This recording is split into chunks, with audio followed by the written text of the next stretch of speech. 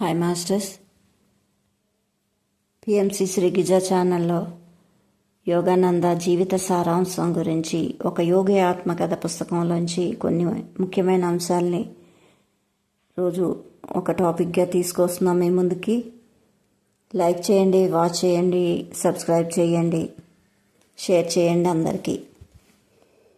ఈరోజు టాపిక్ ఏంటంటే, హిమాలయాలకి యోగానంద వెళ్ళిపోతూ ఉంటే ఎన్నో రకాల ఆటంకాలు వస్తూ ఉంటాయి. అవి మనం తెలుసుకుందాం. ఏదో ఒక చిన్న వంక పెట్టి నీ తరగతి గదిలో బయటకు వచ్చేయి, ఒక గుర్రబండి కుదుర్చుకో, మా సందులోకి వచ్చేయి, మా ఇంట్లో వాళ్ళు ఎవరికంట పడని చోట ఆగు. నాతో పాటు హిమాలయాలకు రావాలనుకున్న మా హై స్కూల్ స్నేహితుడు అమర్ మిత్తర్కి నేనిచ్చిన చివరి సూచనలు ఇవి. మేము పలాయనానికి నిర్ణయించుకున్నది ఆ మరుసటి రోజే. మా అన్నయ్య అనంతుడు నన్ను ఒక కంట కనిపెడుతూ ఉండడం వల్ల ముందు జాగ్రత్తలు అవసరమయ్యాయి.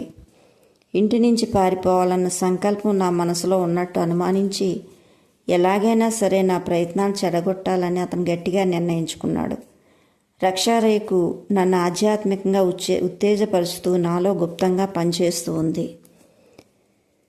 దివ్య దర్శనాల్లో తరచూ నాకు కనిపిస్తూ ఉండే గురుదేవుల మొహాన్ని హిమాలయ మంచు ప్రదేశాల్లో ఎక్కడో ఒక చాట దర్శించగలనని నా ఆశ. మా నాన్నగారు కలకత్తాకు శాశ్వతంగా బదిలీ అయిన తర్వాత మా కుటుంబం అక్కడే ఉంటుంది. పితృస్వామికమైన భారతీయ ఆచారం ప్రకారం అనంతుడు తన భార్యను ఇంటికి తీసుకొచ్చాడు. ఆ ఇంట్లో మిద్దె మీద ఒక చిన్న గదిలో నేను ప్రతిరోజు ధ్యానం చేస్తూ నా మనసును దైవాన్వేషణకు ఆయుత్తం చేసుకుంటూ ఉండేవాడిని. మరపురాని రోజు అపశకునం లాంటి వాసన వెంటబెట్టుకొని వచ్చింది. ఆ రోజు రోడ్డు మీద బండి చక్రాలు చప్పుడు వినిపించింది. అమర్ వచ్చేశాడని నేను గబగబా ఒక దుప్పటి, చెప్పుల జోళ్ళు, 2 అంగోస్త్రాలు, ఒక జపమాల, లాహిరి మహాశైల్ ఫోటో, భగవద్గీత పుస్తకం కలిపిన మూట కట్టి మా 3వ అంతస్తు కిటికీలోంచి విసిరేశాను. చకచకా మెట్లు దిగేసి మా మామయ్య పక్క నుంచే వెళ్ళిపోయాను. ఆయన గుమ్మం దగ్గర చేపలు కొంటున్నాడు. ఏమిటో సంబరం అంటూ నన్ను అనుమానంగా చూశాడు. నేనేమాత్రం తొనక్కుండా ఆయన వైపు ఒక చిరునవ్వు విసిరి సందులోకి నడిచాను. నా మూటను తీసుకొని పన్నాగానికి కావాల్సిన జాగ్రత్త పాటిస్తూ వెళ్ళి అమర్ని కలుసుకున్నాను. అక్కడి నుంచి మేము చాందినీ చౌక్ అనే బజారుకు వెళ్ళాం. ఇంగ్లీష్ వాళ్ళు వేసుకునే బట్టలు కొనుక్కోవడం కోసమని మేము మా వాళ్ళు సాధారణ ఖర్చులకు ఇచ్చిన డబ్బులు కొన్ని నెలపాటు కూడబెట్టుకుంటూ వచ్చాము. మా అన్నయ్య తెలివైనవాడు. చాలా సులువుగా మా మీద డిటెక్టివ్ పని చేయగలడు.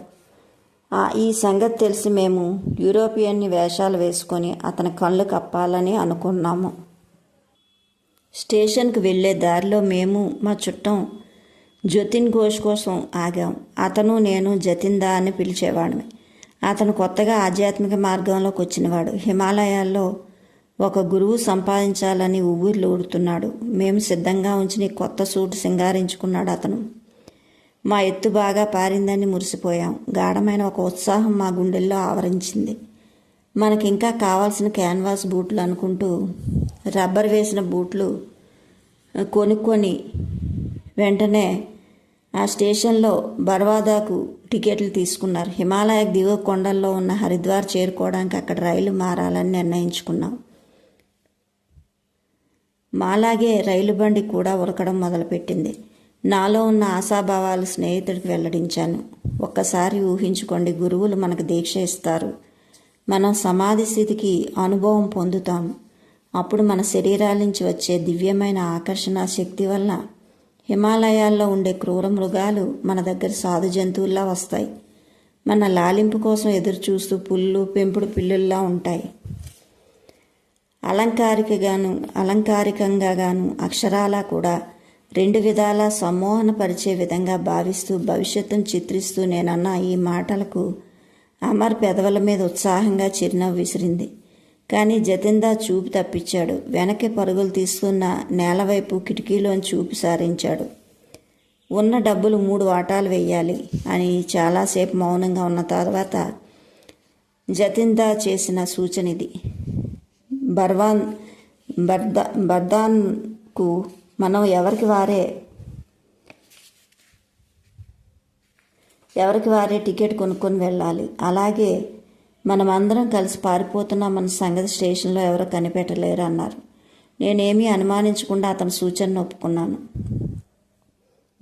మునిమాపు వేళ మా బండి బర్ద్వాన్లో ఆగింది. జతిందా టికెట్ల ఆఫీసులోకి వెళ్ళాడు. అమర్ నేను ప్లాట్ఫామ్లో కూర్చున్నాం. 15 నిమిషాల సేపు అలా కాసుకొని ఉండి అప్పుడు ఇంక వృధాగా వాకప్ మొదలుపెట్టాం. అన్ని వైపులా వెతుకుతూ ఎంతో గాబరాగా జతిందా కోసం పేరు పెట్టి అరవడం మొదలుపెట్టాం. కానీ అతడు ఈ చిన్న స్టేషన్లో చుట్టూ ఆవరించిన చీకట్లో కలిసిపోయాడు. అంటే మమ్మల్ని వదిలి వెళ్ళిపోయాడు. నేను ఒక విచిత్రమైన స్తబ్దతకు లోనయ్యాను. నా ధైర్యం పూర్తిగా సడలిపోయింది. నిరుత్సాహపరిచే ఈ దుర్ఘటనను దేవుడే కలుగు చేస్తాడా? ఆయన చేరుకోవడం కోసం మొట్టమొదటిసారిగా ఎంతో జాగ్రత్తలుగా పథకం వేసుకొని ఇంటి నుంచి పారిపోవడానికి నేను కూర్చున్న కల్పనాత్మకమైన సన్నివేశం దారుణంగా భగ్నమైంది. అమర్ మన ఇంటికి వెళ్ళిపోదాం పసిపిల్లాళ్ళ ఏడుస్తూ అన్నాను నేను. జతిందా ఇంత తెగించి వెళ్ళిపోవడం మనకు అపశకునం. ఈ ప్రయాణం దెబ్బతినక మానదా అన్నాను. దేవుడి మీద నీకున్న ప్రేమ ఇదేనా? ఒక దగాకోరు స్నేహితుడి చిన్న పరీక్షకే నిలబడలేవా అన్నాడు అమర్. ఇది దేవుడు పెట్టిన పరీక్ష అన్న సంగతి అమర్ మాటల్లో ధ్వనించడంతో నాకు గుండె కుదుటపడింది. అలాగే అప్పటికి అక్కడ బద్వాన్లో అమ్మవారి నైవేద్యం మిఠాయి తిని అవి తిని సేద తీర్చుకున్నాం. మరికొన్ని గంటల్లో బైరాలి మీదుగా హరిద్వార్ వెళ్ళడానికి బండి ఎక్కాం. మర్నాడు మొఘల్ షరాయిలో బండ్లు మారడానికి ప్లాట్ఫామ్ మీద కాసుకొని కూర్చొని చాలా ముఖ్యమైన విషయాలు మాట్లాడుకున్నాం. అమర్ కాసేపట్లో రైల్వే ఉద్యోగులు వచ్చి మనల్ని గుచ్చి ప్రశ్నలు వేయొచ్చు. మా అన్నయ్య తెలివిని ఏమాత్రం తక్కువ అంచనా వేయడానికి లేదు.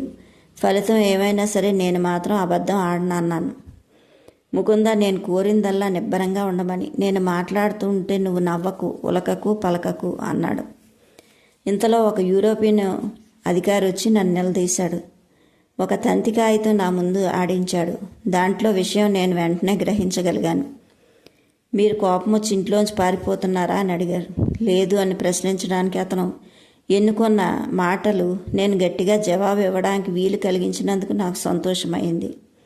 అయితే ఆచార విరుద్ధమైన నా ప్రవర్తనకు కారణం కోపం కాదు, దైవం కోసం కలిగిన అత్యధిక నిస్పృహ అని నాకు తెలుసు.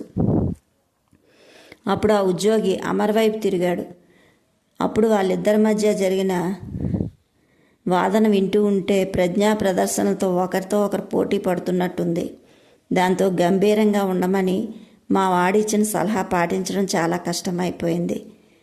మూడోవాడు ఎక్కడ కంఠస్వరంలో తన అధికారంతో పూర్తిగా ధ్వనించేటట్టు అడిగారు ఆయన. చెప్పండి అని రెట్టించారు. అయ్యా, మీ కళ్ళజోడు ధరించినట్టు కనిపిస్తోంది, మరి ఇక్కడ ఉన్నది మేమిద్దరమే అని తెలియడం లేదా అంటూ అమర్ నిర్భయంగా చిరునవ్వు నవ్వాడు. నేనేమీ మాంత్రికుడిని కాదు, మూడోవాడిని ఇక్కడ ప్రత్యక్షం చేయలేను అన్నాడు. ఈ మొండి జవాబుకు చిరాకు కలిగినట్టుంది ఆ ఉద్యోగికి. మరే వైపు నుంచి దాడి మొదలుపెట్టాడు. నీ పేరేంటి అని. నన్ను థామస్ అంటారు. మా అమ్మ ఇంగ్లీష్ది, మా నాన్న క్రైస్తవ మతం పుచ్చుకున్న భారతీయుడు అని చెప్పాడు. మీ స్నేహితుడి పేరేంటి అంటే థాంపస్ అని చెప్పి పిలుస్తాను అని చెప్పాడు.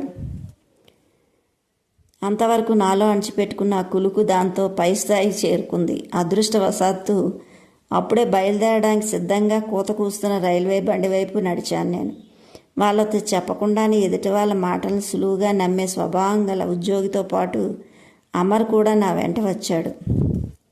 ఉపకార బుద్ధితో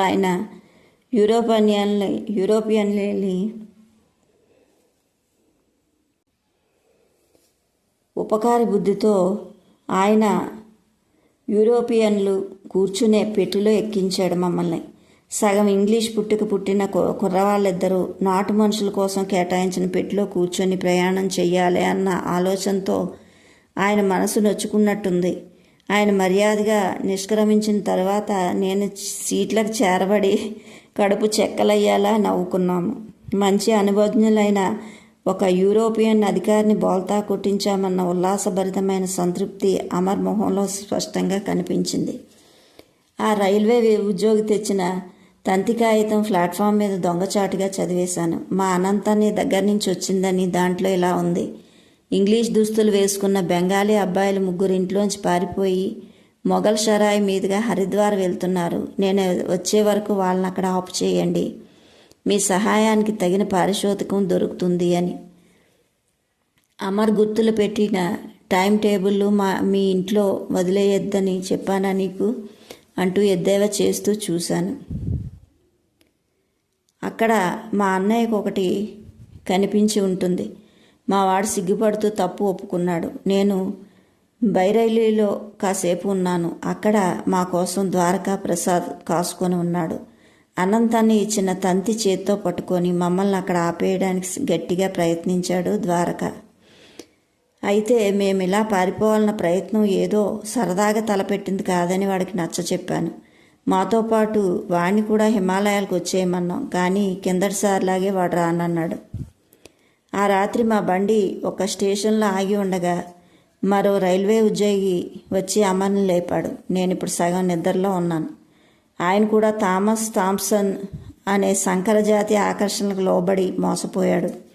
ఆ రైలు బండి తెల్లవారు గట్లకు మమ్మల్ని విజయవంతంగా హరిద్వార్ చేర్చింది. రాచటీవితో నిలిచిన కొండలు దూరం నుంచే మమ్మల్ని రమ్మని పిలుస్తున్నాయి. ఆ స్టేషన్లోంచి బయటికి దూసుకొచ్చిన స్వేచ్ఛగా సంచరిస్తున్న నగర ప్రజల్లో పడ్డాము. అనంతన్నయ్య ఎలాగా మా యూరోపియన్ వేషం పసిగట్టేశాడు కనుక మేము చేసిన మొట్టమొదటి పని బట్టలు మార్చేసి దేశీవాళీ దుస్తులు వేసుకోవడం. పట్టుబడిపోతామన్న కింద నా అంచనా మనసులో పీకుతూనే ఉంది. వెంటనే హరిద్వారం విడిచిపెట్టి వెళ్ళిపోవడం మంచిదని అక్కడి నుంచి ఉత్తరాన ఉన్న ఋషికేశ్ వెళ్ళడానికి టికెట్లు కొనుక్కున్నాం. చివరి కాలంగా ఎంతోమంది మునీశ్వర్ల పాదస్పర్శతో పునీతమైన భూమి ఋషికేశ్. అప్పటికి నేను బండి ఎక్కేశాను. అమర్ మాత్రం వెనకబడి ఇంకా ప్లాట్ఫామ్ మీదే ఉన్నాడు. ఒక పోలీస్ కేకతో వాడు టకీమని ఆగిపోయాడు అక్కడ. మాకిష్టం లేకపోయినా మా సంరక్షకుడిగా వెంట తగిన ఆ పోలీస్ అధికారి మమ్మల్ని ఒక పోలీస్ స్టేషన్ బంగ్లాకి నడిపించి మా దగ్గర ఉన్న డబ్బులు స్వాధీనం చేసుకున్నాడు. మా అన్నయ్య వచ్చేదాకా మమ్మల్ని అక్కడ ఆపు చేయమని ఉంచడం తన విధి అని మర్యాదగా చెప్పాడు. తప్పించి తిరుగుతున్న మేము చేరదగిన గమ్యం హిమాలయాలకు తెలిసి ఆ అధికారి ఒక విచిత్రమైన కథ చెప్పాడు. సాధువులంటే మీకేదో వెర్రి వ్యామోహం ఉన్నట్టు కనిపిస్తుంది. నిన్ననే నేను ఒక సాధువుని చూశాను. ఆయన కంటే గొప్పవాడిని మీరు ఎన్నటికీ చూడలేరు. నేను నాతో పనిచేసే మరి ఆఫీసర్ 5 రోజుల క్రితం మొదటిసారిగా ఆయనకు తారసపడ్డాం. ఒక కూనీకోర్ కోసం తీవ్రంగా గాలిస్తూ గంగా ఒడ్డున పహారా కాస్తున్నాం మేము. వాడి బతుకుండగానే సరే చచ్చినా సరే పట్టి తెమ్మని మాకు హుకుం జారీ అయింది. యాత్రికులను దోచుకోవడానికి వాడు సాధువులా మారువేషాలు వేస్తాడని పేరు. మాకు కొంచెం దూరంలో ఆ నేరస్తుడు పోలికలు సరిపోయే మనిషి కనిపించాడు. ఆగమని మేము హెచ్చరిక చేసినా మనిషికి ఆతరు చేయలేదు. అతని మీద పడి పట్టుకోవడానికి మేము పరిగెత్తాం. అతని వెనకాతలు వెళ్ళి నా గొడ్డలతో మంచి బలంగా ఉన్న ఒక వేటు వేశాను. దాంతో అతని కుడిచే దాదాపు పూర్తి ఊడిపోయినంతగా తెగిపోయింది. నోరు విప్పి అడగడం కానీ దారుణమైన దెబ్బ వైపు చూడడం కానీ చేయకుండా ఆ మనిషి ఇంకా చురుగ్గానే నడిచిపోతూ ఉండడం మాకు ఆశ్చర్యం కలిగించింది. మేము ఆయన ఎదుటికి ఉరికేసరికి నిదానంగా ఇలా అన్నారు, మీరు గాలిస్తున్న కూనీకోరు నేను కాదు అని. దేవుళ్లాంటి ఒక ఋషిని గాయపరిచామని తెలిసేసరికి అవమానంతో కుంగిపోయాం. ఆయన పాదాల మీద పడి క్షమాపణ చెప్పుకొని పెద్దగా దారగా చిమ్ముతున్న రక్తాన్ని అరికట్టడానికి మా తలపాగా తీసిచ్చాను. నాయనా, ఇది నీ వల్ల పొరపాటు జరిగిందని తెలుస్తుంది అంటూ సాధువు నా మీద దయతో ఇలా అన్నారు, వెళ్ళు నిన్ను నువ్వు తిట్టుకోకు.